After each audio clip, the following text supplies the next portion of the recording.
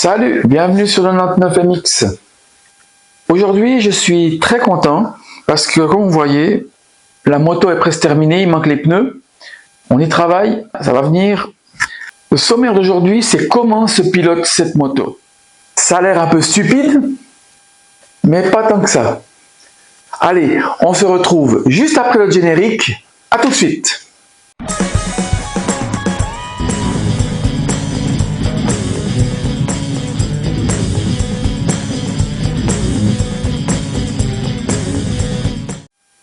Cette moto a été pensée comme une moto GP, comme une moto de Grand Prix, pas comme un modèle réduit. Vous allez me dire, mais quelle est la différence? Vous allez voir, la différence est très grande. Je vous explique. Si vous achèteriez une moto télécommandée, vous recevriez une télécommande de ce genre-là, une télécommande à volant. Je vous explique très simplement, vous avez compris que le volant c'est pour la direction, rien de spécial à ce niveau-là. Là, on a une petite gâchette pour les non-initiés. Là, quand on tire la gâchette, on met des gaz, on peut régler les gaz, et quand on pousse, on peut freiner. Comment ça fonctionne? Concrètement, dans la moto, il y a un variateur électronique qui, lui, va mettre des gaz pour mettre du courant sur le moteur pour faire avancer la moto, et quand vous freinez, elle va inverser plus ou moins fort le courant pour freiner la commande des gaz. Je dirais que c'est la seule commande qui est identique à la télécommande à volant sur la gâchette. Donc nous, comme je vous le mets maintenant sur le petit plan, vous voyez que les gaz se trouvent sur la manette gauche en haut. Donc là, on met les gaz. Au neutre, on aura le frein moteur. Donc le frein moteur, c'est simplement la position au neutre. C'est disponible sur les autres télécommandes parce que cette fonction est dans le variateur, donc toutes les télécommandes ont accès, mais la plupart des gens ne savent même pas qu'ils l'ont et ne l'utilisent pas. Pour nous, ce sera très important d'avoir le frein moteur au neutre. Ça correspondra au pilote de Grand Prix. Quand il coupe les gaz, on aura le frein moteur du moteur 4 temps qui freine énormément. Et ça, les pilotes l'utilisent beaucoup quand ils pilotent leur moto en Grand Prix. Sur le manche de gauche, on a, en bas, on a le frein arrière. Donc, vous me direz, rien de différent. Si, c'est différent.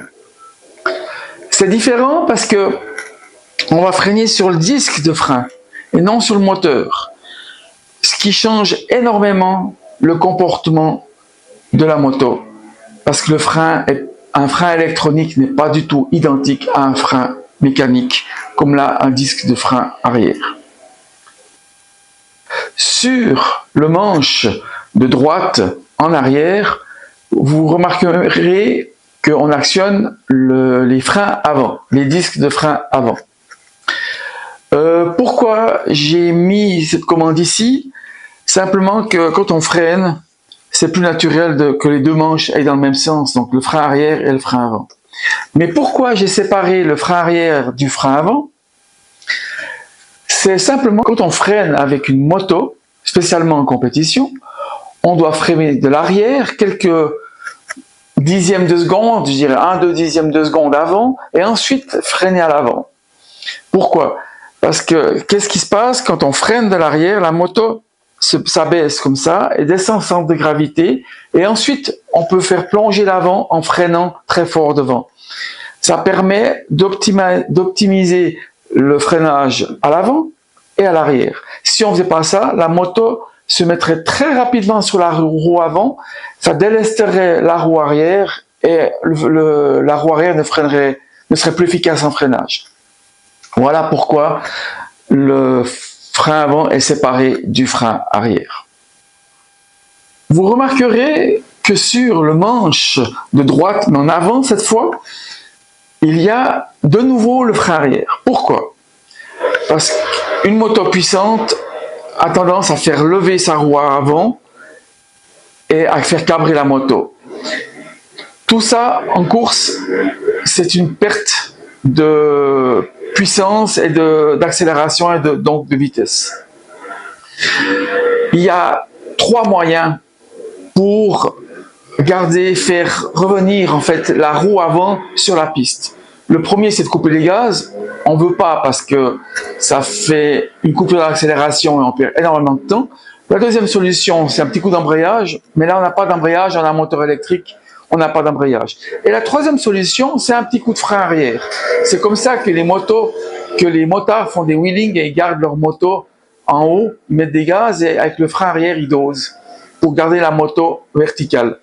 Donc, en moto Grand Prix, en motocross aussi, enfin dans tous les domaines, quand votre moto se cabre, on met un petit coup de frein arrière et ça inverse le couple sur la roue arrière et ça fait replonger la roue avant sur la piste. Donc, j'ai mis de nouveau le frein arrière ici. C'est simplement pour pouvoir soit faire des wheelings et puis garder la roue arrière en haut avec les gaz et le frein arrière, mais surtout pour que si la moto se cabre en accélération, en sortie de virage ou en ligne droite, c'est de pouvoir mettre un petit coup de frein. Je vais vous mettre une petite démonstration que j'avais mis dans une autre vidéo.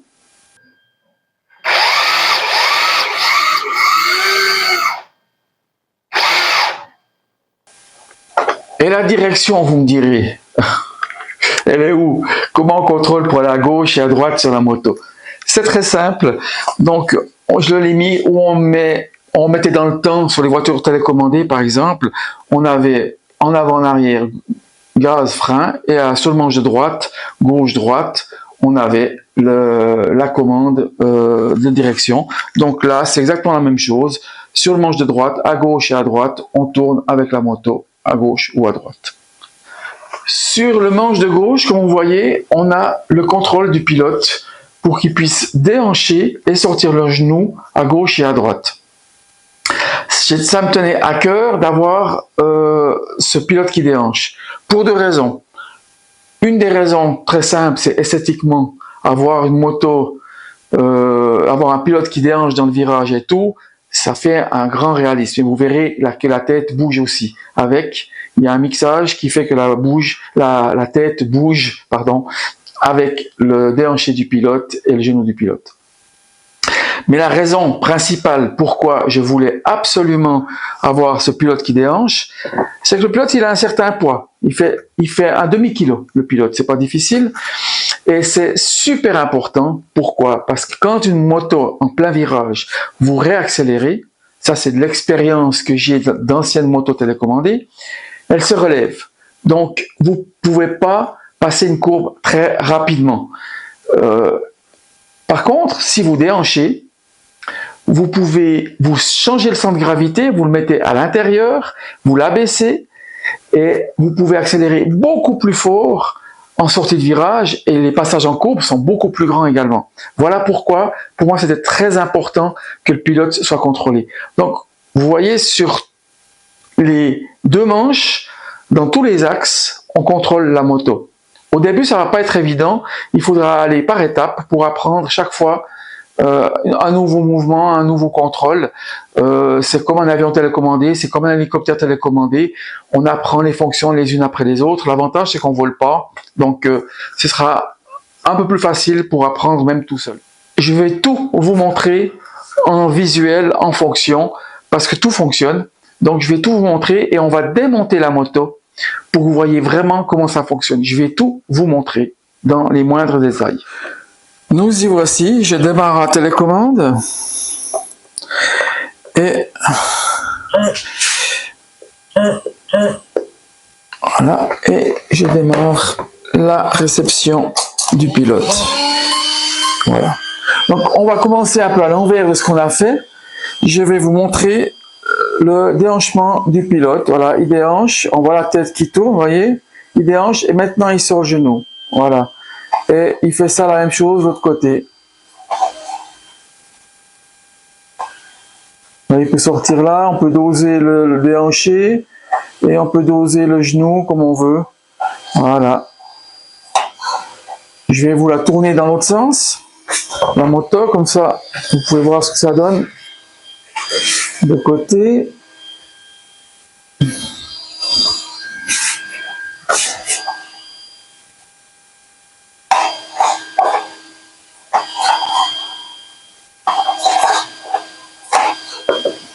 vais essayer de mettre encore un autre angle.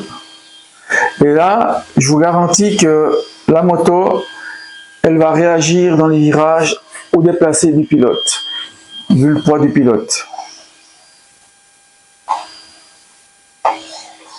Donc, il faut imaginer la moto en train de tourner et d'être penchée, et le pilote, on peut le contrôler à volonté. Voilà. On va faire une petite expérience. On va poser la moto sur les jantes. Elle n'a pas de pneus, donc sur les jantes. Et comme les jantes sont plates, la moto devrait tenir toute seule droite. Là, j'ai mis la moto sur la jante et j'ai mis une petite cale dessous pour que ce soit moins large quand même, parce que la moto ne pose pas sur une largeur comme ça sur la piste. Et on va déhancher et la moto tombe. Voilà. Donc c'est la preuve que le pilote a un certain poids et que ça a de l'effet. Je vais remettre la moto sur au moins un instant là et on va enlever le pilote. Vous allez voir, c'est très simple d'enlever le pilote. On lui enlève les jambes du cale-pied, les bras, on tire le petit bouton ici et le pilote sort. Et voilà, le pilote est indépendant. Maintenant, ce qu'on va faire, on va enlever. Donc là, vous pouvez voir le système qui déplace le pilote. Voilà, c'est ça qui fait bouger le pilote. Ok. On a un système de connexion automatique.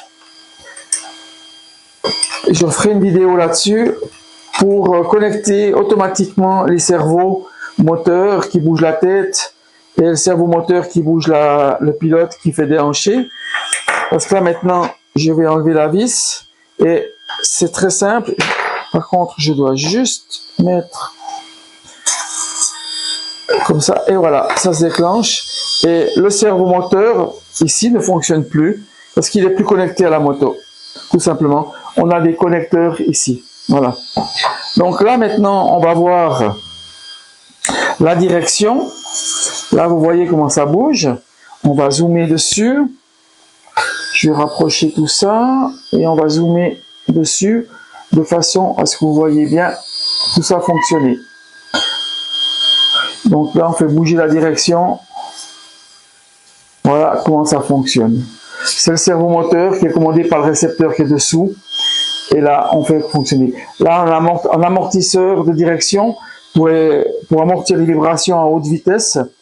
Et ça donne une certaine liberté à la direction pour qu'elle tourne facilement. C'est les lois physiques, mais ça, c'est encore un autre... je pourrais une fois faire une vidéo là-dessus, mais c'est pas le but de la vidéo. Vu qu'on est ici, je vais vous montrer la commande du frein arrière. Elle est là. Donc, si je freine en arrière, voilà, là on voit le servo moteur qui bouge le palonnier et qui tire le câble, qui fait bouger le frein arrière. Je vais vous le montrer tout de suite. Voilà, j'ai essayé de mettre un petit éclairage pour qu'on voie bien le levier. Je suis pas très bien équipé, je dois dire. Voilà, donc là maintenant on va freiner le frein arrière et vous voyez le levier qui est tiré par le cerveau qu'on a vu bouger avant. Voilà, on va dézoomer un peu en arrière. Voilà, et on verra tout ça bouger ensemble normalement. Voilà, donc on voit le cerveau ici bouger, le palonnier du cerveau. Voilà, et on voit le levier ici. Ok, voilà. Le bruit de ventilateur, vous entendez, c'est le ventilateur du variateur électronique qui contrôle le moteur, et il y a deux ventilateurs à l'avant ici qui soufflent l'air, qui chassent l'air dehors, parce que quand la moto donne toute sa puissance, il y a beaucoup de chaleur qui se dégage des batteries et du moteur. Maintenant, je vais enlever la roue arrière. Elle n'est pas serrée parce que j'avais monte souvent pour travailler sur la moto. Voilà. Ah, avant, on va quand même vous montrer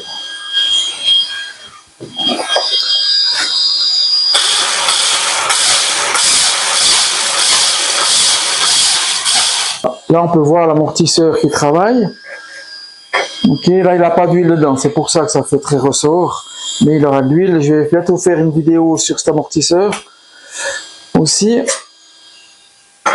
Là, on enlève la roue. On enlève la chaîne. Et voilà. Et maintenant, on va pouvoir zoomer sur le frein arrière du plaquette. Donc là, on va voir bouger. Voilà, on voit bouger. Je vais essayer de me mettre plus près encore. Voilà. Voilà, comme ça. Et on voit bouger le frein arrière. Maintenant, j'ai tourné la moto. On va passer à la roue avant. Il faut que je desserre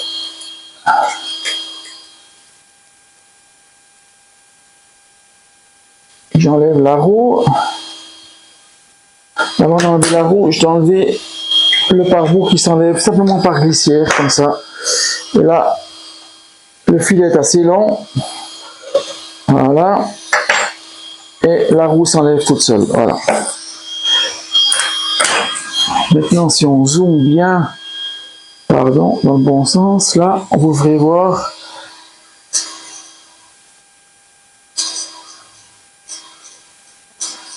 On va bouger la plaquette ici. Maintenant, on va se mettre de face.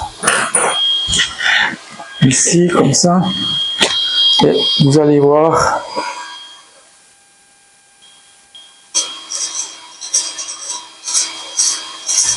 Les deux freins. Pendant qu'on y est, on va enlever le sabot. Vous voyez un peu comment ça fonctionne. Il y a deux petits clips là. Et on peut enlever le sabot qui est là. Voilà, une vue d'ensemble, tout ça qui fonctionne, qui est prêt à fonctionner. Voilà.